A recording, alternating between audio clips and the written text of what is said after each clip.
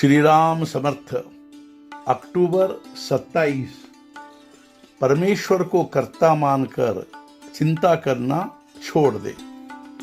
सभी बातों का कर्ता परमात्मा को मानकर हम चिंता करना बिल्कुल छोड़ दे और सदैव समाधान और आनंद में रहे। जो भी कुछ घटना है वह सब परमात्मा ही अपने हित के हेतु करता है और जो कृति हम करते हैं वह हम नहीं बल्कि परमात्मा ही करता है। ऐसी भावना प्रत्येक बात और क्रिया में रखे। ऐसी भावना रखने में हमारा क्या बिगड़ता है, उसमें कठिनाई क्या है। प्रयत्न अवश्य करे और बहुत कसकर करे, लेकिन वह परमात्मा ही सब करता है ऐसा मानकर उसमें आने वाला यश या अपयश अपने हित या लाभ के लिए ही है, ऐसी दृढ़ भावना रखनी चाहिए। यदि ऐसी दृढ़ भावना रखे तो चिंता का सवाल ही क्या, और एक बार चिंता मिट गई तो स्वयं सिद्ध आनंद ही आनंद है। वह कहीं बाहर से प्राप्त नहीं करना है। चिंता आनंद को मलिन कर देती है।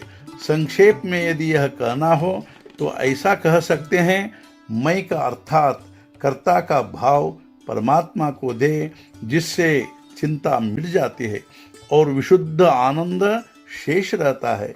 और ऐसी स्थिति में नामस्मरण करते रहे, यही स्वानंद में स्मरण है।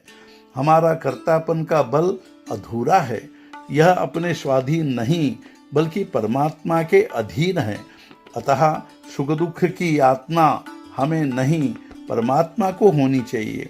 अपने सुख दुख के नाश का मतलब है अपने कर्तापन की भावना का नाश, और अपने कर्तापन की भावना का नाश यानी भगवान ही सब कुछ करता है ऐसी भावना होना। हमारे साथ क्या होता है जरा सोचे। कर्म जब प्रारंभ करते हैं तो चिंता करते हैं, और कर्म करते समय क्या हो रहा कुछ पता नहीं, इसलिए चिंता करते हैं। और कर्म समाप्त होने पर क्या यही फल मिला, इसलिए चिंता लगती है। इस तरह चिंता करने वाले आदमी को कभी भी सुख संतोष प्राप्त नहीं होता। चिंता दीमक की तरह है।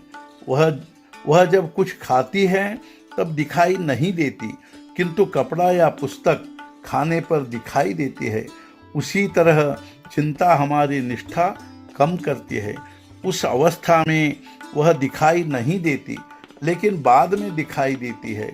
यदि हम चाहते हैं कि हम चिंता मुक्त हो तो वह आज ही इसी क्षण संभव है, अन्यथा कभी नहीं छूटेगी। महाभारत युद्ध में भगवान जहाँ रथ ले जाकर खड़ा करते वहाँ अर्जुन बाण मारते। अर्जुन ने अपने रथ के लगाम भगवान के हाथ में दिए थे। उसी प्रकार हम अपने जीवन के लगाम भगवान के हाथ में दे। अर्जुन के बदले एक बाण चलाने वाला यंत्र होता तो भी वही काम होता।